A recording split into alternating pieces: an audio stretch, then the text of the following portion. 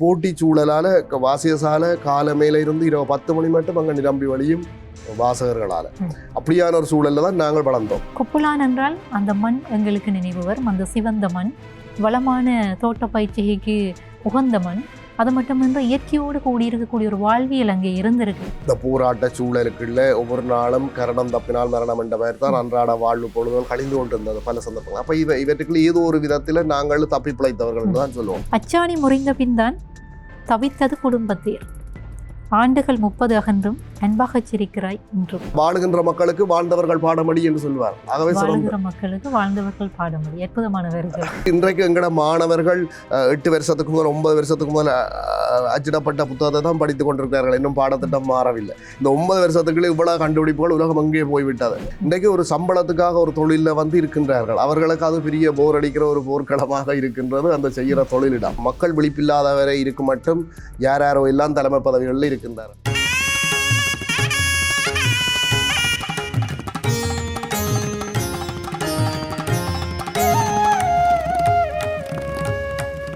வணக்கம் பிரபுகளே, இன்னும் ஒரு எழுதுங்கரங்கள் சிறப்பு நிகழ்ச்சியினூடாக இணைந்திருக்கிறோம். புத்தகங்களை தேடி ஒவ்வொரு வாரமும் பயணப்பட்டு கொண்டிருக்கிறோம்.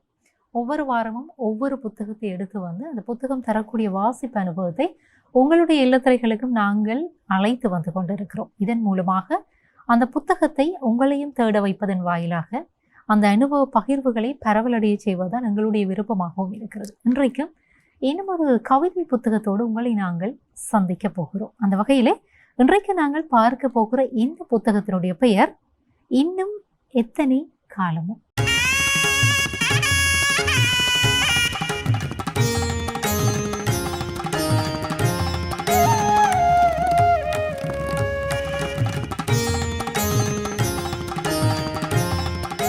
இந்த கவிதைகளை பொறுத்த வரைக்கும் கவிதைகளை வாசிப்பதும் அதனுடைய அந்த சுவையை அனுபவித்துக் கொள்வதும் அந்த கவிதையினூடாக சொல்லப்படுகிற விடயங்களை எங்களுடைய வாழ்வியலோடு பொருத்தி பார்ப்பதும் இப்படியெல்லாம் அந்த கவிதைகளோடு பயணப்படுவது என்பது ஒரு வகையிலே இது ஒரு மனவள கலை என்று சொல்லி நாங்கள் அழைக்கலாம். ஏனென்றால் எங்களுக்கு பிடித்தமான விடயங்களை ஆற்றுகிற போது எங்களை அறியாமல் எங்களுடைய மனம் பூரிப்படையும், இலகுவடையும். இப்படி மனம் இலகுவாகிற போது எங்களை நாங்கள் வளப்படுத்திக் கொள்வதற்கான வாய்ப்புகளை பெற்றுக்கொள்ளலாம். இப்படியாக இந்த இன்னும் எத்தனை காலமோ என்று அழைக்கப்படுகிற இந்த கவிதை புத்தகத்தை நாங்கள் பார்க்கிற போது இதனுடைய ஆசிரியர் கவிஞர் இரா ஜெயக்குமார் அவர்கள். தாய் நிலத்தினுடைய யாழ்ப்பாணத்தினுடைய குப்புலான் தெற்கினை பிறப்பிடமாக கொண்டிருக்கக்கூடிய ஒருவர். அந்த மண்ணிற்கே உரிய வளமும் வாய்ப்புகளும் நிறைந்திருப்பதை போல, வளமான அந்த செம்மண்ணை போல இந்த கவிதைகளும் ஒரு சமூகத்தினுடைய வளத்தை தேடுகிற கவிதைகளாக இதற்குள்ளே காணப்படுகின்றன. சொல்லுவார்கள், படைப்புகளை படைக்கிறவர்கள் அறச்சீட்டம் மிக்கவர்களாக இருப்பார்கள். ஒரு சம்பவம் அல்லது ஒரு சமூகத்திற்கு கேடு விளைவிக்கக்கூடிய ஒரு விடயம் நிகழுகிற போது அல்லது நிகழ்த்தப்படுகிற போது இயல்பாகவே அவர்களிடத்திலே ஒரு அறச்சீட்டம் விழும். அது படைப்புகளாக வெளிப்படும். இப்படி நாங்கள் பார்க்கிற கவிதைகளாக இருக்கட்டும், அல்லது ஏனைய உரைநடை இலக்கியங்களாக இருக்கட்டும், அல்லது இந்த திரை இசை இலக்கியங்களாக இருக்கட்டும், அது எதுவாக இருந்தாலும் ஒரு சமூகத்தினுடைய வாழ்வியலை எடுத்து செல்லுகிற விடயங்களாக அவை காணப்படும். இப்படியாகத்தான் இந்த இன்னும் எத்தனை காலமோ என்று அழைக்கப்படுகிற இந்த புத்தகத்துக்குள்ளே இருக்கக்கூடிய கவிதைகள் தாய் பாடுகின்றன, தமிழை பாடுகின்றன. அது மட்டுமன்றி இந்த சமூக வாழ்வியலை பாடுகின்றன. இப்படியாக இதற்குள்ளே இருக்கக்கூடிய கவிதைகளை நீங்கள் வாசித்து அறிவதற்கு மிகப்பெரிய வித்தக புலமைகள் தேவையானால் நிச்சயமாக இல்லை. எந்த ஒரு படைப்பும் வாசிக்கிற போது வாசகருடைய உள்ளத்திலே ஆழப்பதிகிற போது அது சில அதிர்வுகளை ஏற்படுத்தும். இப்படியாக இதற்குள்ளே இருக்கக்கூடிய கவிதைகளை நாங்கள் சொல்லிக்கொண்டே செல்லலாம். எனக்கு இதற்குள்ளே இருக்கக்கூடிய தாயை பற்றிய ஒரு கவிதை மிகவும் வாசிக்கிற போது அப்படி ஏனோ மனதோடு ஒட்டி கொண்டது. அந்த கவிதையினுடைய இறுதியிலே கவிஞர் சொல்லுவார், அந்த தேரனுடைய சக்கரம் இழக்கப்படுகிற போது எப்படி அந்த தேர் அசையுமோ அல்லது அதனுடைய அசைவு நிறுத்தப்படுமோ, அதே போன்று வீட்டிலே தாய் இழக்கப்படுகிற போது அல்லது தாய் இல்லாமல் போகிற அந்த நிலையிலே எப்படி அந்த குடும்பம் நின்று நிதானிக்கும், அது அடுத்த அடி எடுத்து வைப்பதற்கு யோசிக்கும் அல்லது கொஞ்சம் சிரமப்பட்டு பயணிக்கும். இதனுடைய கருப்பொருளை இந்த கவிதை இறுதியிலே அப்படியே லாவகமாக சொல்லி செல்லுகிறது. இப்படியான கவிதைகளை கொண்டிருக்கக்கூடிய இந்த புத்தகம் சார்ந்து நிறைய விடயங்களை நான் உங்களோட கதைச்சு கொண்டிருக்காம நூலினுடைய ஆசிரியர் கவிஞர் இரா ஜெயக்குமார் அவர்கள் எங்களோடு இணைந்திருக்கிறார். கல்விப்புலத்திலே பயணித்துக் கொண்டிருக்கக்கூடிய ஆசிரியர் அதிபர். அவரை வரவேற்கலாம். வணக்கம். வணக்கம். உங்களை நாங்கள் அன்போடு நிகழ்ச்சிக்கு வரவேற்றுக் கொண்டு உங்களுடைய இந்த கவிதைகள் நாங்கள் உரையாடுவதைப் போலவே இந்த சமூகத்தை பாடுகிற, சமூகத்தின் மீதான அறச்சீற்றத்தை பாடுகிற கவிதைகளாகவே இருக்கின்றன. இப்படி இருக்க இந்த கவிதைகள் உங்களை எவற்றை எழுதச் சொல்கிறது? எப்படி இந்த கவிதை பரிச்சயம் உங்களுக்குள்ளே வந்தது? முதலில் உலகெங்கும் வாழும் ஐபிசி நேயர்களுக்கு இனிய வணக்கங்களை தெரிவித்துக் கொண்டு, நீங்கள் ஏற்கனவே குறிப்பிட்டது போல என்னுடைய கிராமம் குப்லான் கிராமம். ஆகவே அந்த சூழலிலே நான் வசித்து வந்த காலத்தில் சிறிய வயதில் என்னுடைய ஆரம்ப கல்வி குப்லான் விக்னேஸ்வரா மகாவித்தியாலயத்தில் இருந்தது. அங்கே படிக்கின்ற பொழுது என்னுடைய வீடு ஊரில் உள்ள பிரதான வாசிய சாலைக்கு பக்கத்தில் இருந்தது. ஆகவே எனக்கு அந்த பத்திரிகைகளை ஒரு நாளும் வாசிக்கிறது இயல்பான ஒரு ஆர்வமாக இருந்தது. அந்த காலத்தில் தினபதி, வீரேசரி எல்லா ஈழநாடு எல்லா பத்திரிகைகளும் காலமே வந்துவிடும். மற்றது மித்திரன் பேப்பர் ஒவ்வொரு நாளும் வந்தது. அப்போ வரைக்கும் அந்த தொடர் கதைகளை வாசிக்கிறதுல அது வயோதிபர்களுக்கும் என்ன போல 5ஆம் வகுப்பு படிக்கிற சிறுவர்களுக்கும் இடையில ஒரு போட்டி இருந்தது. அப்போ அந்த போட்டி சூழலால் வாசிய சாலை காலமையில இருந்து இரவு 10 மணி மட்டும் அங்கே நிரம்பி வழியும் வாசகர்களால். அப்படியான ஒரு சூழல்ல தான் நாங்கள் வளர்ந்தோம். மற்றது எங்களுக்கு இப்போ அந்த குப்லான் விக்னேஸ்வரா மகாவித்தியாலயத்தில் படிப்பித்த ஆசிரியர் திரு ரத்னசிங்கம் என்ற ஆசிரியர் அவர் நிறைய வாசிப்பு ஆர்வம் உள்ளவர். அப்போ அவர் எங்களை 5ஆம் வகுப்பிலேயே இந்த குழுக்களாக்கி எங்களை கையெழுத்து சஞ்சிகளை எழுத தூண்டி வெவ்வேறு பேரில் கையெழுத்து சஞ்சிகளை ஆக்கினோம். இப்போ தாமரை, சூரியகாந்தி, மல்லிகை இப்படி பேர்களில் நாங்கள் ஆக்கினோம். அவை அந்த அனுபவத்தோடு நான் 6ஆம் வகுப்பில் படிக்கிறதுக்கு தில்லிப்பளை மகாஜனா கல்லூரிக்கு போன பொழுது அங்கேயும் என்னுடைய 6ஆம் வகுப்பிலே வகுப்பாசிரியராக அமைந்தவர் திரு தியாகராஜா அவர்கள். இந்த தியாகராஜா ஆசிரியரும் எங்களுடைய இந்த பழக்கத்தை இனங்கண்டு அதற்கு கொஞ்சம் தூண்டினார். ஆகவே நாங்கள் அந்த போட்டிக்கு கையெழுத்து சஞ்சிகளை 6ஆம் வகுப்பிலே ஆக்க தொடங்கி 11ஆம் ஆண்டு வரை நான் அந்த மாஜனா கல்லூரியில் படிக்கும் வரை ஆக்கினேன். அப்போ பல்வேறுபட்ட மாணவர்கள் வேறு பிரிவுகள் எல்லாம் அந்த கையெழுத்து சஞ்சிகளை வாங்கி செல்வார்கள். ஆகவே எங்களுக்கு ஒரு ஆர்வமே பிறந்தது. அதே மாதிரி தனியார் நிலையங்களிலும் ஆசிரியர்கள் இவற்றை ஊக்குவித்தார்கள். ஆகவே அந்த கிராம சூழலும் பாடசாலை சூழலும் எனக்கு வாய்ப்பாக அமைந்தது. நீங்கள் அடுத்து கேட்ட விஷயம் என்னென்று சொன்னால், இன்றைய காலகட்டத்தில் எழுத தூண்டுவது எதென்று. இன்றைக்கு நாங்கள் கருத்துக்கள் எல்லாவற்றையும் எங்களோட உணர்வுகளை எல்லாம் முழுமையாக வெளிப்படுத்த முடியாத நிலைமையில தான் இருக்கிறோம். ஆனாலும் ஒரு இனம் எப்பொழுது தோற்கிறது என்று சொன்னால், ஒரு பாடல்ல வருவதும் போல உரிமையை இழந்தோம், உடைமையை இழந்தோம், உணர்வை இழக்கலாமா என்ற ஆகவே ஒரு சமூகம் உணர்வை இழந்து போன்ற பொழுது அந்த இனம் தோல்வி அடைகின்றது. ஆகவே நாங்கள் எங்களுடைய பாரம்பரியங்கள், விழுமியங்கள் இவற்றையெல்லாம் சிதைவடைகிறதையும் இந்த மண்ணிலே என்ன நடந்தது என்றதை மறந்து இன்றைக்கு நாட்டில் நடக்கிற விஷயங்களை பத்திரிகைகள் மூலமாக வாசிக்கல சில வேளைகளில் நீங்கள் ஏற்கனவே குறிப்பிட்டது போல அந்த அறச்சீற்றம் அந்த விஷயம் ஏற்படுகின்றது, நெஞ்சு கொதிக்கின்றது. அப்படி கொதிக்கின்ற நாங்கள் அவற்றை நீங்கள் சொன்னது போல கவிதைகளாக படிக்கின்றோம். சில வேளைகளில் குறியீடுகளாக அந்த கவிதைகளை சொல்ல வேண்டிய விஷயங்களை சொல்லுறோம். சொல்கிறீர்கள். உங்களுடைய இந்த புத்தகத்திற்குள்ளே இருக்கக்கூடிய இன்னும் ஒரு விடயம், இந்த அறச்சீட்டத்தை நாங்கள் ஒவ்வொரு இதழிலும் காணக்கூடியதாக இருந்தது. உதாரணமாக சூம் என்கிற ஒரு கவிதை, அதாவது பெற்றவர்கள் பிள்ளைகளை இணையவழி மூலமான கல்விக்கு அனுப்புகிற போது எப்படி இருக்க வேண்டும், எப்படி பிள்ளைகளை பார்த்து கொள்ள வேண்டும் என்பதையெல்லாம் நீங்கள் ஒரு சிறிய கவிதை ஆனால் ஆழமாக சொல்லி சென்றிருக்கிறீர்கள். இப்படியெல்லாம் இந்த அறச்சீட்டத்தோடு படைப்புகளை படைக்கக்கூடிய இந்த தன்மை என்பது அல்லது அந்த மனோநிலை என்பது நீங்கள் சொன்னீங்கள் உங்களுடைய ஆரம்ப காலத்திலிருந்து பாடசாலை காலம் உங்களோடு இருந்திருக்கக்கூடிய ஆசிரியர்கள் அவர்களுடைய வழிப்படுத்தல்கள் எல்லாம் உங்களை இப்படி மாற்றி இருக்கிறது. உங்களுடைய நிலம் குப்புலான் என்றால் அந்த மண் எங்களுக்கு நினைவு வரும். அந்த சிவந்த மண், வளமான தோட்ட பயிற்சிகைக்கு உகந்த மண். அது மட்டுமின்றி இயற்கையோடு கூடியிருக்கக்கூடிய ஒரு வாழ்வியல் அங்கே இருந்திருக்கும் என்றால் இன்றைக்கு நாங்கள் பார்க்கிற போது அன்றைக்கு எப்படி இருந்திருக்கும் என்பதை அனுமானித்துக் கொள்ளக்கூடியதாக இருந்தது. இப்படி இருக்க உங்களுடைய சிறுவயது காலம் இந்த நிலத்தோடு எப்படி இருந்தது? இந்த நிலம் உங்களை எப்படி இன்றைக்கு நீங்கள் யாராக இருக்கிறீர்களோ அவராக உருவாக்கியது? இந்த மண்ணில உங்களுக்கு தெரியும் 30 ஆண்டுகள் நடைபெற்ற ஒரு ஆயுத போராட்டம். இந்த போராட்ட சூழலுக்குள்ள ஒவ்வொரு நாளும் கரணம் தப்பினால் மரணம் என்ற பெயர் தான் அன்றாட வாழ்வு பொழுதுகள் கழிந்து கொண்டிருந்தது பல சந்தர்ப்பங்கள். அப்ப இவற்றுக்குள்ள ஏதோ ஒரு விதத்துல நாங்கள் தப்பி பிழைத்தவர்கள் என்று தான் சொல்லுவோம். ஆகவே நாங்கள் இந்த தப்பி பிழைக்கல பல விதமான துன்பங்கள், இன்னல்கள் எல்லாம் எங்களுடைய குடும்பங்கள் எல்லா இடங்களையும் நாங்கள் சந்திச்சு கொண்டுதான் அந்த விஷயங்களை அதை தாண்டி நாங்கள் வந்தோம். ஆகவே அந்த வகையில் நாங்கள் இந்த பிரச்சனைகளை எதிர்கொள்ளுற ஆற்றலை இவற்றை நாங்கள் வளர்த்து கொண்டு அவற்றை சொல்ல விரும்புகிறோம்.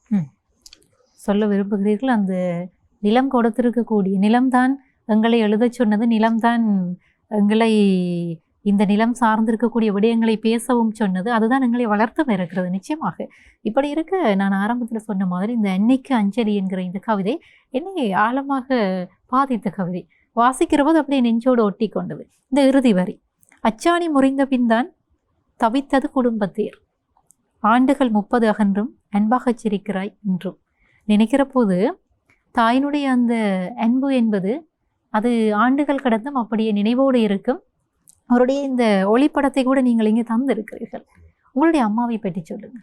என்னுடைய அம்மா வந்து இப்போ நாங்கள் வளர்ந்த காலத்தில் உண்மையிலே என்னுடைய தந்தையார் அந்த சிங்கள சட்டம் என்று சொல்லி கொண்டு வந்த அரசாங்கம் சிங்களம் படிக்க விரும்பாதவர்கள் வேலையை விட்டுட்டு போகலாம் விரும்பினால் என்று சொல்லப்பட்ட காலத்தில் அதை அந்த தமிழரசு கட்சியின் பிரகடனங்களை மீட்டு வேலையை விட்டுட்டு வந்தவர். ஆகவே அவருக்குரிய ஓய்வூதியமும் மிக குறைவாக இருந்தது. ஆகவே என்னுடைய தாயார் தான் அந்த தையல் போன்ற வேலைகள் மூலமாக குடும்பத்தை நிர்வகித்து வந்தது. அந்த நிர்வாக திறமை அவரிடம்தான் இருந்தது. அது கூட தான் அந்த குடும்பத்தை இணைத்து கொண்டு வரக்கூடியதாக இருந்தது. தாயின் மரணத்துக்கு பிறகு நாங்கள் பல விதமான பிரச்சனைகளை எதிர்கொண்டோம். அந்த வலிகள் பல விதமான துன்பங்கள் அவற்றைத்தான் நான் அந்த விதத்தில் கவிதையாக சொல்லியிருக்கேன். இவ்வாறு நிறைய வலிகள், இழப்புகள், மாற்றங்கள், துன்பங்கள் எல்லாம் இருக்கும். அவை இது ஒரு விதத்தில் கவிதையாக கவித்துவமாக வெளிப்படுகின்றது. வந்து சேரும். இன்னும் ஒரு விடயத்தையும் குறிப்பிடுவார்கள் எழுதுகிறவர்கள், இந்த இலக்கியங்களை நேசிக்கக்கூடியவர்கள் கொஞ்சம் உணர்ச்சி பிளம்பானவர்களாகவும் இருப்பார்கள், அதே நேரத்தில் மென்மையான மனநிலை கொண்டவர்களாகவும் இருப்பார்கள் என்று சொல்லியும் பொதுவாக வாசித்து அறிந்திருக்கிறேன் நான். இப்படியாக இது ஒரு புறம் இருக்கு. உங்களுடைய ஆரம்ப காலத்துக்கு நாங்கள் கொஞ்சம் போயிட்டு வரோம். உங்களுடைய ஆரம்ப காலத்தில் நீங்கள் இந்த சிறுவர் சஞ்சிகைகளை நீங்கள் ஆக்கி இருக்கிறீர்கள், கையெழுத்து பிரதிகள் மூலமாக அவை கொடுக்கப்பட்டிருக்கு.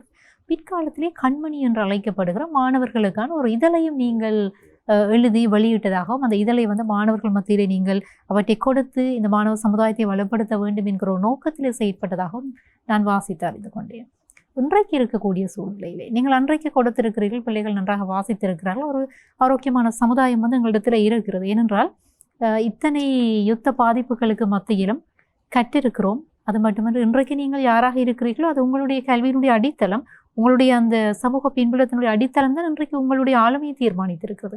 ஆனால் இன்றைய சமூகத்திலே ஒரு குற்றச்சாட்டு இருக்கிறது, பிள்ளைகள் வாசிக்கணும் இல்லை, அதிகமாக இந்த இலத்திரனியல் ஊடகங்களின் பின்னே செல்லக்கூடிய தன்மை என்பது அதிகமாக இருக்கிறது என்றெல்லாம் சொல்லப்படுகிறது. இந்த காலத்தில் இப்படியான சிறிய சிறிய சஞ்சிகைகள் ஒரு வீட்டிற்குள்ளே கொண்டு செல்லப்படுவது எந்த அளவுக்கு முக்கியம் என்று நீங்கள் கருதுறீங்க? ஒரு சமூகம் வளர்ச்சி அடைவதற்கு வாசிப்பு கலாச்சாரம் என்ற ஒன்று அவசியம். உதாரணத்துக்கு ஜப்பான் மற்றும் மேல நாடுகளில் அந்த வாசிப்பு கலாச்சாரம் விருத்தி அடைந்திருப்பதாக சொல்லுகின்றார்கள். இப்போ எங்களுடைய சமூகத்தை பொறுத்தவரையில் பழைய காலத்தில் இருந்த வாசிப்பு நவீன தொடர்பாடல் சாதனங்களின் வளர்ச்சிக்கு பிறகு கொஞ்சம் குறைந்திருக்கின்றது என்பது உண்மை. இன்றைக்கு அந்த பொதுவாக நூலகத்தில் இருப்பவர்கள் வாசிக்கின்ற ஆர்வம் உள்ளவர்களாக இருக்கும். ஒரு தொழிலை அதில் ஆர்வமும் அர்ப்பணிப்பும் உள்ளவர் தான் செய்ய வேணும், அல்ல அதுக்கு பொருத்தமான தொழிலுக்கு போக வேணும். இன்றைக்கு ஒரு சம்பளத்துக்காக ஒரு தொழிலில் இருக்கின்றார்கள், அவர்களுக்கு அது பெரிய போர் அடிக்கிற ஒரு போர்க்களமாக இருக்கின்றது அந்த செய்கிற தொழிலிடம். அப்போ நூலகர்கள் வாசிக்க வேணும், ஆசிரியர்கள் வாசிக்கணும். ஆசிரியர்கள் ஏனென்றா மாணவர்கள் சொல்வதை கேட்பதில்லை, நாங்கள் எப்படி நடந்து கொள்கிறோம் என்றதை தான் அவதானித்து பின்பற்றுகிறார்கள். ஆகவே எங்களோட நடத்தைகள் மாணவர் சமூகத்துக்கு முன்மாதிரியானதாக இருக்கணும். ஆசிரியர்கள் தத்தம் பாடங்களில் தேடல் உள்ளவர்களாகவும் துறை போனவர்களாகவும் விளங்க வேண்டும் என்று, அப்படி இருக்க வேண்டும் என்று சொன்னால் தொடர்ச்சியான வாசிப்பு தேவை. ஒரு பேராசிரியர் சந்திரசேகரன் அவர்கள் ஒரு புத்தகத்தில் சொல்லியிருக்கின்றார், அது கூட இப்போ பழைய புத்தகம், இப்போ 10 வருடங்கள் கடந்து விட்டது. அதில் சொல்கிறார், முன்னர் 50 ஆண்டுகளில் ஏற்பட்ட அறிவு புரட்சி இப்பொழுது 2 ஆண்டுகளில் ஏற்படுகிறார். ஆகவே இன்றைக்கு எங்களோட மாணவர்கள் 8 வருஷத்துக்கு முதல் 9 வருஷத்துக்கு முதல் அச்சிடப்பட்ட புத்தகத்தை தான் படித்துக் கொண்டிருக்கிறார்கள், இன்னும் பாடத்திட்டம் மாறவில்லை. இந்த 9 வருஷத்துக்குள்ள இவ்வளவு கண்டுபிடிப்புகள் உலகம் அங்கே போய்விட்டது. ஆகவே இவர்கள் அந்த புத்தகத்தில் இருக்கிற விஷயத்தை தான் பாடசாலையிலும் பிறகு தனியார் நிலையங்களையும் படித்து கொண்டிருக்கிறார்கள். இதனால என்ன பிரயோசனம்? இது உலகம் அங்கே இருக்கிறது, இந்த பாடத்திட்டம் அங்கே இருக்கின்றது. அப்போ இந்த வாசிப்பு கலாச்சாரம் ஒன்று முக்கியமாக ஆசிரியர்கள்ட்ட வளர வேணும், அந்த தொழில் செய்கிற நூலகர்கள்ட்ட வளர வேணும், அந்த சமூகத்தில் வளர வேணும். வெட்டி பேச்சுகளை குறைச்சு இப்போ நீங்கள் இதில் ஒரு வாசகத்தை இங்கே போட்டிருக்கின்றீர்கள். உங்களுடைய ஐபிசி நிறுவனத்தில் பல வேடிக்கை மனிதரை போலே நானும் வீழ்வேன் என்று நினைத்தாயோ என்று பாரதி சொல்லுகின்ற அந்த தேடி சோர்ந்து தந்தென்று பல சின்னஞ்சிறு கதைகள் பேசி மனம் பாட பல செயல்கள் செய்து நிறை கூடி கிளப்பருவ மெய்தி கொடுங்கூற்றுக்கு இறையன பின்மாயும் வேடிக்கை மனிதரை போலே நானும் வீழ்வேன் என்று நினைத்தாயோ உண்டு. அப்படி வாழ்க்கையை வீணாக்காமல் அடுத்த பிறவியை விட்டுட்டு எடுத்த பிறவியை சிறப்பாக வாழ வேண்டும் என்று சொன்னால் நாங்கள் அர்த்தமுள்ள வாழ்க்கையை வாழ வேண்டும். இந்த வாழ்க்கை ஒரு தரம் தான், ஆகவே இதை பயனுள்ளதாக அமைக்க வேண்டும் என்று சொன்னால் இதற்கு நூலகங்கள் தான் பயன்படும். ஏனென்றால் வாழுகின்ற மக்களுக்கு வாழ்ந்தவர்கள் பாடமடி என்று சொல்வார்கள். ஆகவே மக்களுக்கு வாழ்ந்தவர்கள் பாடமடி, அற்புதமானவர்கள். ஆகவே நாங்கள் இந்த கடந்த கால சாதனையாளர்கள், வீரர்கள், தலைவர்களுடன் தொடர்பு கொள்வதற்கு இந்த புத்தகங்கள்லாம் எங்களுக்கு வழி, வேறு எந்த வழியும் இல்லை. ஆகவே இதே ஒரு சமுதாயம், விழிப்புள்ள சமுதாயம் உணர்ந்து வழிகாட்ட வேணும், முன்மாதிரியான நடத்தைகளாகவும் ஆக வேண்டும். இன்றைக்கு இருக்கக்கூடிய சூழலில் அந்த புரிதல் இருக்கிறதா? நீங்கள் மாணவர்களோடும் பெற்றவர்களோடும் அதிகமான ஈடாட்டத்தை கொண்டு வருவராக இருக்கிறீர்கள். ஆகவே இந்த வினா பொருத்தமாக இருக்கும் என்று நினைக்கிறேன். இன்றைய சூழலிலே எல்லா மட்டங்களிலுமே இந்த விஷயம் கூட நாங்கள் எங்களுடைய பிரச்சனை என்னென்னு சொன்னால் நாங்கள் விழிப்பற்றவர்களாக இருக்கிறோம். மக்கள் விழிப்பில்லாதவரை இருக்கும் மட்டும் யாரோ எல்லாம் தலைமை பதவிகளில் இருக்கின்றார்கள். ஆகவே இந்த தலைவர்கள் பற்றி பொதுவாக நான் சிந்திப்பது உண்டு. என்றால் அமெரிக்காவை பற்றி சொல்லுகின்றார்கள், அமெரிக்காவில் நல்ல தலைவர்களுக்கு பஞ்சம் இல்லை என்று சொல்லி. நெருக்கடியான கட்டங்களில் எல்லாம் அங்கே நல்ல தலைவர்கள் தோன்றி அமெரிக்காவை வழி நடத்தி சென்றிருக்கிறார்கள் என்று சொல்லுகின்றார்கள். இதே போல ஒரு சமூகத்தில் நல்ல தலைவர்கள் உருவாகணும். ஒரு நல்ல தலைவர் இருந்தால் ஒரு குடும்பம் வளர்ச்சி வரும். அது அம்மாவா அப்பாவான்றது வேற விஷயம். ஒரு தூர நோக்கும் அர்ப்பணிப்பும் தியாகத்தன்மையும் பொதுநலமும் கொண்ட ஒரு நேர்மையான தலைமைத்துவம் இருந்தால் அந்த குடும்பம் முன்னேறும். ஒரு நிறுவனத்திலே ஒரு நல்ல நேர்மையான தலைவர் இருந்தால் அந்த நிறுவனம் வளர்ச்சியும் எழுச்சியும் பெறும். அதே மாதிரி ஒரு தேசத்துக்கு, ஒரு இனத்துக்கு நல்ல தலைவர் இருந்தால் அந்த இனம் தன்னுடைய தோல்விகளை எல்லாம் பாடமாக்கி கொண்டு முன்னேறும். ஆகவே நல்ல தலைவர்கள் வேணும். சுயநலத்தை களைஞ்சு பொதுநலத்துக்கு முன்னுரிமை கொடுத்து ஐக்கியப்படுத்தக்கூடிய நல்ல தலைவர்கள் வேணும். அந்த அப்படியான விழிப்புணர்வு ஏற்பட்டு அந்த தலைவர்கள் முன்மாதிரியானவர்களாக அமைகின்ற பொழுது எங்களுடைய அந்த சமூகத்திலே அந்த பண்பாடு, அந்த நீங்கள் சொன்ன வாசிப்பு கலாச்சாரம் அல்லது அதுக்குரிய நிறைய எல்லாம் வளர்ச்சி அடையும். இது ஒரு முன்மாதிரியாக வர வேணும். அப்படிப்பட்டவர்களை தெரிந்தெடுக்கணும், தலைவர்கள் உருவாகணும், நல்ல தலைவர்கள். இதுதான் என்னுடைய உருவாக வேண்டும். அதே நேரத்திலே நாங்கள் இந்த கவிதை புத்தகத்தோடு ஆரம்பித்து அப்படியே மாணவர்களுடைய பக்கம் நாங்கள் சென்றிருக்கிறோம். இன்னும் எத்தனை காலமோ என்பது நீங்கள் எழுதியிருக்கக்கூடிய இந்த கவிதை. இதை நீங்கள் மாணவர்களிடத்திலே கொடுக்கிற போது, உதாரணமாக நீங்கள் ஒரு பாடசாலையில் இந்த புத்தகத்தை நீங்கள் கொடுக்கிறீர்கள், வாசிக்க சொல்கிறீங்க, வாசிக்கணும். ஒரு 10 மாணவர்களிடத்திலே கொடுத்தால் 2 பேர் மிகவும் விருப்பமாக வாசிப்பார்கள். இன்னும் ஒருவர் உங்களிடத்திலே இதை பற்றி ஏதாவது விடயங்களை கேட்கலாம், இல்லை சிலாகித்து தன்னுடைய வீட்டுக்குள்ளே பேசலாம். இப்படியெல்லாம் வாய்ப்புகளை நீங்கள் ஏற்படுத்தலாம். ஆக இப்படியான கவிதைகளாக இருக்கட்டும் அல்லது சிறுகதைகளாக இருக்கட்டும், இவற்றை பரிட்சயப்படுத்துகிற போது அதை எந்த அளவுக்கு பிள்ளைகளுடைய ஆளுமை விருத்திக்கு உதவி செய்யும்? ஏனென்றால் இன்றைக்கு நாங்கள் கல்வி கல்வி கல்வி, பாடசாலை முடிந்தால் தனியார் வகுப்பறைகள், இப்படியாக தான் பிள்ளைகளுடைய அந்த ஒரு ஓட்டமான ஒரு சூழலாக மாறி இருக்கிறது. இந்த இடத்திலே இப்படியான இலக்கியம் சார்ந்திருக்கக்கூடிய முயற்சிகள் அல்லது விளையாட்டுகள் சார்ந்திருக்கக்கூடிய விடயங்கள், இப்படியான இணை பாடவிதான செயற்பாடுகளை நாங்கள் மாணவர்களுக்கு அதிகமாக கொடுப்பதன் மூலமாக அவர்களுடைய கல்வித்துறையை நாங்கள் எப்படி உயர்த்த முடியும்? நீங்கள் கேட்டது ஒரு நியாயமான கேள்வி. இப்பொழுது எங்களுடைய பரீட்சைமைய கல்வி பற்றி விமர்சிக்கப்படுகின்றது.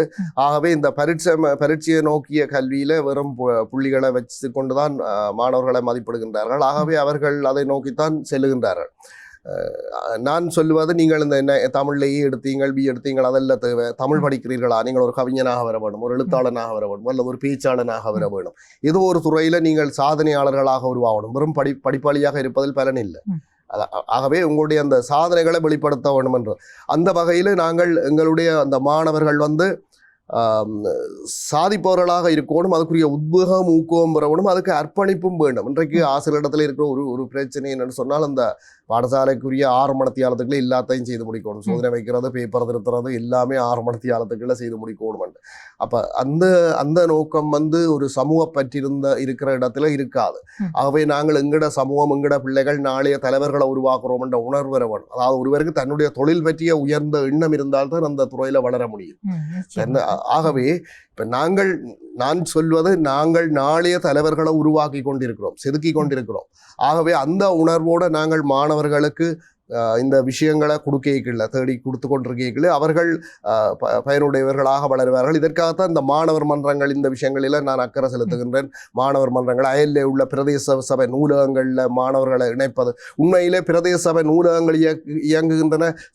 சில நூலகர்கள் வந்து அந்த அயல் பாடசாலைகளில் சென்று அதை ஆர்வமாக விரிவுபடுத்துவது குறைவு. பலர் செய்கிறார்கள். அதே மாதிரி பல அதிபர்கள் கூட அந்த வாசிப்பிலே அவர்களுக்கு அக்கறை இல்லாட்டி அவர்கள் அந்த தூர நோக்கு இல்லாமல் மாணவர்களை இணைக்காமல் இருக்கிறார். உண்மையிலே ஒவ்வொரு அதிபரும் ஒவ்வொரு பாடசாலையும் அயலில் இருக்கின்ற பிரதேச சபை நூலகம் என்று சொல்றது ஒரு மிக அருமையான ஒரு வளம். இந்த வளத்தை மாணவர்களோட இணைச்சு மாணவர்கள் போய் அந்த நூலகத்துல போய் புத்தகங்களை பெற்றுக்கொள்ளக்கூடிய ஒரு இரவல் பெற்று வாசிக்கக்கூடிய ஒரு வாய்ப்பை சந்தர்ப்பத்தை ஏற்படுத்தவன். சிறந்த வாசகர்களுக்கு மாணவர்களுக்கு அந்த பரிசுகளை வழங்கி ஊக்குவிக்கிற ஒரு வாய்ப்பை கொடுக்கணும். அப்படி கொடுக்கலே அந்த கலாச்சாரம், வாசிப்பு கலாச்சாரம் என்ற ஒன்று மெல்ல மெல்ல வரும். அந்த விஷயத்தை நாங்கள் செய்ய வேண்டும். மற்றது காத்திருக்கிற நேரங்கள், ஓய்வு நேரங்கள், இப்படியான நேரங்கள் எல்லாம் அந்த வாசிக்கிற கலாச்சாரம் என்ற ஒன்று வெளிநாடுகளில் வளர்ச்சி அடைந்திருக்கு. இங்கே வெட்டி பேச்சுக்கள்லாம் அதிகம். ஆகவே நாங்கள் அந்த பழக்கத்தை கொண்டு வர வேண்டும். நான் ஒரு பாடசாலையினுடைய அதிபராக இருந்தது மட்டுமல்ல, மற்றது நான் இப்பொழுது உரும்பிராய் கிராமத்தில் வசித்து வருகிறேன். கடந்த 25 வருடங்களாக உரும்பிராய் ஞான வைரவர் சனசமூகத்தின் தலைவராகவும் இருக்கின்றேன். இந்த ஞான வைரவர் சனசமூகம் தான் உரும்பிராயிலேயே அதிக மாணவர்கள் வாசித்து வருகின்ற ஒரு சனசமூகம். எல்லா பத்திரிகைகளும் பெரும்பாலும் அங்கு வருகின்றன. நிறைய வாசகர்கள் காலை முதல் இரவு வரை வாசிக்கின்றனர். அப்ப இந்த வகையில நாங்கள் அந்த சந்தர்ப்பத்தை கூட்ட வேணும் என்றதான் நான் அவரோட சொல்ல வர விஷயம். நிச்சயமாக நல்ல விடயத்தை நீங்கள் சொல்லியிருக்கிறீங்க. இதன் மூலமாக சில தகவல்களையும் தரவுகளையும் நாங்கள் பெற்றிருக்கிறோம். அதிகமாக வாசகர்களை கொண்டிருக்கக்கூடிய பிரதேசங்கள் எப்படி அவர்களுடைய அந்த ஈடுபாடு என்று சொல்லி சில விடயங்களை உரையாடக்கூடியதாக இருக்கிறது. நாங்கள் மீள உங்களுடைய இந்த கவிதை பயணத்தினுடைய பக்கம் சென்று வரலாம். உங்களுடைய 2 புத்தகங்கள் வெளிவந்திருக்கிறது. இறுதியாக இன்னும் எத்தனை காலம் என்பது இறுதியாக வந்திருக்கக்கூடிய கவிதை நூல். அடுத்தடுத்து உங்களுடைய எழுத்து பயணத்திலே அடுத்த என்னென்ன முயற்சிகளில் நீங்கள் ஈடுபட்டு கொண்டிருக்கிறீர்கள்? இப்பொழுது நான் என்னுடைய முதலாவது நூல் 2018ஆம் ஆண்டு உரும்பிராய் இந்து கல்லூரியில் வெளியிடப்பட்டது. அந்த நூலினுடைய பெயர் வந்து அனுபவங்களும் அனுமானங்களும் என்பது. அது வந்து நீண்ட காலம், அதுக்கு முதல் நான் புத்தகம் வெளியிடையிலே. ஆகவே நீண்ட காலம் படிக்கிற காலத்தில் இருந்து நான் எழுதிய கவிதைகள், அவற்றில் கையிலே கிடைத்தவை, எஞ்சியவை, அவற்றை கொண்டுதான் அந்த நூலை நான் தொகுத்திருந்தேன், அதை வெளியிட்டிருந்தேன். இறுதியாக இருக்கின்ற இப்போ இந்த 2வது நூல் வந்து கடந்த வருடம் புரட்டாதி மாதம் வெளியிட்டிருந்தேன், கவிதை நூல். அப்போ இப்பொழுது எனக்கு ஒரு ஆவணப்படுத்துகின்ற ஒரு நோக்கம் வந்து விட்டது. இப்பொழுது இதை கிடைக்கின்ற சகல வாய்ப்புகளையும் பயன்படுத்த வேண்டும். இன்னும் இப்போ எனக்கு 55 வயது என்று சொன்னால் இன்னும் சரி ஒரு 10 வருஷம் 15 வருஷம் உத்தேசமாக இருப்போம்னு சொல்லி கணக்கு போட்டால் இந்த 15 வருஷத்துக்குள்ள கொஞ்சம் உச்ச பிரகாசமாக ஒளிந்து விட்டு போய்விட வேண்டும் என்பதால் அதற்காக முழுமையாக என்னாலான பணிகளை செய்வேன். கிடைக்கின்ற வாய்ப்புகளையும் பயன்படுத்த வேண்டும், சமூகத்துக்கு பயன்படக்கூடிய விதத்தில் வாழ வேண்டும் என்பதுதான் என்னுடைய கருத்து. நிச்சயமாக நீங்கள் குறிப்பிடுகிற போது அதை உணர்ந்து கொள்ளக்கூடியதாக இருக்கிறது. ஒரு முறைதான் வாழ கிடைத்திருக்கக்கூடிய இந்த வாழ்க்கை, அதை நாங்கள் பயனுள்ளதாக நீங்கள் குறிப்பிட்டதை போன்ற பிரகாசமானதாக வாழ்ந்துவிட்டு செல்வதிலே எந்த தடைகளும் இல்லை. அதை ஏற்படுத்த வேண்டியது எங்களுடைய கைகளில் தான் இருக்கிறது. நாங்கள் மீள கொஞ்சம் மாணவர்களுடைய பக்கம் சென்று வரலாம் என்று நினைக்கிறேன். நாங்கள் ஆரம்பத்தில் உரையாடின மாதிரி பிள்ளைகளை வளப்படுத்துவதும் அவர்களுக்கான சரியான வழிகளை காட்டுவதும் இன்றைக்கு இருக்கக்கூடிய சமூகத்தினுடைய கைகளில் இருக்கிறது. அது தமையனாக இருக்கலாம், அல்லது தமக்கையாக இருக்கலாம், அல்லது தாய் தந்தையாக இருக்கலாம். அதற்கு அப்பாலே தாத்தா பாட்டி, உறவினர்கள், அயலவர்கள், சமூகம் என்று சொல்லி வழிப்படுத்த வேண்டிய தேவை இருக்கிறது. ஏனென்றால் எங்களுடைய இனத்தை பொறுத்த வரைக்கும் அவை தொடர்பாக நாங்கள் மிகவும் ஆழமாக காத்திரமாக உரையாட வேண்டியவர்களாக இருக்கிறோம். காலத்தினுடைய தேவையாகவும் அதுதான் இருக்கிறது. ஏனென்றால் நாங்கள் வடக்கில் இருந்து தெற்கிற்கு சென்று பார்க்கிற போது அவர்கள் அதை நாங்கள் பொறாமைப்படுவதற்கில்லை, இருந்தாலும் அவர்கள் கல்வியிலே முன்னேறி கொண்டு வருகிறார்கள். அவர்களுடைய சமூக விழுமியங்களில் அவர்கள் முன்னேறி கொண்டு செல்லுகிறார்கள். ஆனால் எங்களை பொறுத்த வரைக்கும் ஒப்பீட்டளவில் இன்றைக்கு நாங்கள் பார்க்கிற போது ஒரு வீதியை நாங்கள் செல்லுகிறோமாக இருந்தால் அங்கே வீதி ஒழுங்குகளை பின்பற்றுகிற தன்மை என்பது நாங்கள் ஒப்பிட்டு பார்க்கிற போது யாழ் நகருக்குள்ளே நாங்கள் ஒரு முறை வீதியிலே பயணப்பட்டால் அந்த தன்மையை நாங்கள் அறிந்து கொள்ளலாம். அதே நேரத்திலே முடிவெடுக்கக்கூடிய ஆட்டங்களாக இருக்கலாம், அல்லது எங்களிடம் எழுகிற அந்த கோபத்தை நாங்கள் எப்படி நாங்கள் அதை முறையாக கையாளுகிறோம் என்பதாக இருக்கலாம். இப்படி சின்ன சின்ன விடயங்களிலெல்லாம் நாங்கள் கொஞ்சம் பின்னிக்கிறோமோ என்கிற ஒரு கேள்வி வந்து அடிக்கடி எனக்குள்ளே எழுகிற இந்த கேள்வி. நீங்கள் ஒரு ஆசிரியராக இந்த விடயத்தை நீங்கள் எப்படி பார்க்கிறீர்கள்? ஏன் நாங்கள் இந்த இடத்துல இன்றைக்கு பின்னிக்கிறோம்? என்ன காரணம்? பொதுவாக நான் நினைக்கிறது எங்களுடைய இந்த சமூகத்தில் கொஞ்சம் சுயநலம் அதிகம். இந்த சுயநலம் வந்து ஐக்கியத்துக்கும் ஐக்கியப்படுவதற்கும் தூர நோக்கத்தோடு செயற்படுவதற்கும் தடையாக இருக்கிறது. மற்றது ராஜதந்திர கலையிலும் எங்களுடைய தலைவர்கள் கொஞ்சம் பின்னிக்கிறார்கள் என்று நான் நினைக்கிறேன். எங்களுடைய சமூகம் இந்த ராஜதந்திரம் என்பது ஒரு மிக முக்கியமானது, அது அரசியலுக்கு மிக முக்கியமானது. அதிலேயும் எங்களுடைய தலைமைகள் தேர்ச்சி பெற வேண்டும் என்பது. ரெண்டாவது விஷயம் எங்களுடைய இந்த எங்களுடைய ஊடகங்களும் சரியான முறையில் எங்களோட கருத்துக்களை வெளிப்படுத்த வேணும். இதில் இப்போ திட்டமிட்டு செய்யப்படுகிற விஷயங்கள் ஒன்று இருக்கு. இந்த சமூகம் எழுச்சி பெறக்கூடாது என்ற அடிப்படையில் செய்யப்படுறது, அதுக்கு சில பகடை காய்கள் இருக்கும், கோடரி காம்புகள் இருக்கும். இவற்றையெல்லாம் பயன்படுத்தி தாங்கள் நினைத்ததை அடைவதற்கு எதிரிகள் முயலுவார்கள். அது ஒரு பக்கம் இருக்கட்டும். எங்களுடையவர்களுக்கும் அந்த சுய புத்தி இருக்கத்தர வேணும். அதை கொண்டு சரியான முறையில் அந்த எங்களுடைய சமூகம் என்ற உணர்வோடு நாங்கள் செயற்பட வேண்டியது அவசியம். இதுக்கு நாங்கள் ஊடகங்களும் சரியான விஷயங்களை செய்ய வேணும். உண்மையில நடக்கின்ற சில நியாயங்களை காணிகளை சில கொதிக்கிறோம். சில இல்லை, இப்போ உதாரணத்துக்கு பசுக்கள் கொல்லப்படுகிறது, கோல்களங்கள் அதில் கொண்டு ஏன்னா பசுக்கள் என்று சொல்றது நாங்கள் ஒரு எங்கட சைவத்தில் இந்து மதத்தில் நாங்கள் ஒரு புனிதமான ஒரு இதாக நாங்கள் மாட்டு பொங்கல் வச்சு ஒரு போற்றுகிற ஒரு ஒரு ஒரு பிராணி. அப்போ அந்த எங்களோட பின்னி பிணைஞ்ச இதுகளை இப்படி கொல்லுறது என்று சொல்றது ஒரு எங்கட மண்ணில எங்கட விழுமியங்களுக்கு அதாவது மாறான ஒரு விஷயமா நான் கருதுறேன் உண்டு. அதே மாதிரி இப்ப நடக்கின்ற பல்வேறுபட்ட செயல்கள், பத்திரிகைகளை அன்றாடம் பார்க்கின்ற விஷயங்கள் சில வழியில் எங்களுக்கு ஒரு கொதிநிலையை ஏற்படுத்துகின்றது, நீங்கள் சொன்னது போல. அப்ப அந்த நீங்கள் குறுக்கிடுகிறேன், கலாச்சாரம் பண்பாடு விழுமியங்களுக்கு பேர் போன இடம் என்கிற ஒரு கருத்து இந்த நிலத்தை பொறுத்த வரைக்கும் இன்றைக்கும் அது இருக்கிறது. ஆனால் அதனுடைய போர்வையின் கீழ் இன்றைக்கு நீங்கள் குறிப்பிடுவதை போல நாங்கள் பத்திரிகைகளை பார்த்தால் அல்லது யாழ் போதனா வைத்தியசாலைக்கு நாங்கள் சென்றோமாக இருந்தால் ஒரு நாளைக்கு அங்கே பதிவு செய்யப்படுகிற நோயாளர்களுடைய எண்ணிக்கையிலே இந்த தரவுகளை நாங்கள் கணக்கெடுக்கிற போது நிச்சயமாக நாங்கள் எங்கே இருக்கிறோம் என்கிற ஒரு கேள்வியை நாங்கள் கேட்க வேண்டி இருக்கிறது. ஆனால் இவை தொடர்பாக நாங்கள் சிந்திக்கிறோமா அல்லது உரையாடுகிறோமா என்பது அதற்கு அடுத்தபடியாகத்தான் இருக்கிறது உண்மை. இப்போ அந்த வகையில் நாங்கள் இந்த ஒரு சமூகத்தில் கால மாற்றங்கள், தொழில்நுட்ப சாதனங்கள் என்ற போக்குகள், இன்றைக்கு தென்னிந்திய வருகின்ற சினிமாக்கள், அதுகளின் பாதிப்புகள் எல்லாம் எங்களோட சமூகத்தை குழப்பிக் கொண்டிருக்கின்றது. ஆகவே இப்படியான பிரச்சனைகள் இருந்தாலும் நாங்கள் சரியான முறையில் வெளிப்படுத்த வேண்டும். இன்றைக்கு எங்களுடைய ஆலயங்களை பாருங்கள், ஆலயங்களிலே முந்தைய ஒரு காலத்திலே ஒவ்வொரு மகோத்சவ காலம் என்றால் மகோத்சவ காலங்களில் பிரசங்கங்கள் இருக்கும், நற்சிந்தனைகள் வழங்கப்படும். இன்றைக்கு பிரசங்கங்கள் எதுவும் இல்லை. சில வேளை எழுகூட்டம், மேளம், பாட்டு கச்சேரி, வில்லுப்பாட்டு, இதுகள் சில வேளை கடைசி திருவிழாக தங்களது சாதனைகளை காட்டுவார்கள். அதோட மகோத்சவம் முடிந்துவிடும். ஆகவே அப்போ நாங்கள் நிதிய வழங்கிக்கல இந்த விஷயங்களையும் கேட்கணும். அதாவது சொற்பொழிவு இருக்கா, சமய சொற்பொழிவு இருக்கா, ஒரு அரை மணித்தியாவது பிரசங்கம் இருக்கும். அதற்கூடாக நல்ல விழுமியங்களை விதைக்கின்ற ஒரு தன்மை இருக்க வேண்டும் என்பதுதான் என்னுடைய கருத்து.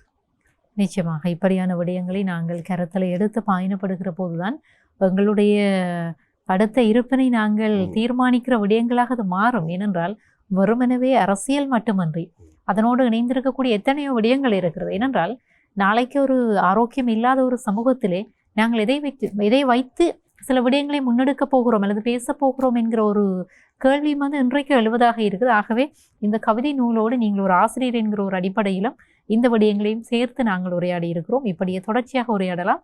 ஆனால் நேரத்தை கருத்தில் கொண்டு நாங்கள் நிகழ்ச்சியை இத்தோடு நிறைவு செய்து கொள்ள போகிறோம். மிக்க நன்றி. உங்களுடைய இந்த பணி இடைவெளியிலே நீங்கள் இங்கே வருகை தந்து பல கருத்துக்களை எங்களுக்காக பகிர்ந்திருக்கிறீர்கள். மிக்க நன்றி. இந்த வாய்ப்பை எனக்கு தந்ததுக்கு ஐபிசி நிறுவனத்துக்கும் என்னுடைய நன்றிகளையும் தெரிவித்துக் கொள்கிறேன். எழுதுங்கரங்க நிகழ்ச்சியினூடாக இணைந்திருந்தோம். இன்றைக்கு எழுதுங்கரங்க நிகழ்ச்சியிலே அற்புதமான ஒரு கவிதை தொகுப்பு சார்ந்து பல்வேறு விடயங்களை நாங்கள் உரையாடி இருந்தோம். இன்னும் எத்தனை காலமோ என்று அழைக்கப்படுகிற இந்த கவிதை தொகுப்போடு இதனுடைய நூலாசிரியர் கவிஞர் இரா ஜெயக்குமார் அவர்களோடு பல்வேறு விடயங்கள் சார்ந்து இன்றைக்கு நிகழ்ச்சி பயணப்பட்டிருந்தது. இதே போன்று இன்னும் ஒரு புத்தகத்தோடும் நூல் ஆசிரியரோடும் சந்திக்கின்ற வரையிலே விடைபெற்றுக் கொள்கிறோம். சந்திக்கலாம் உறவுகளே.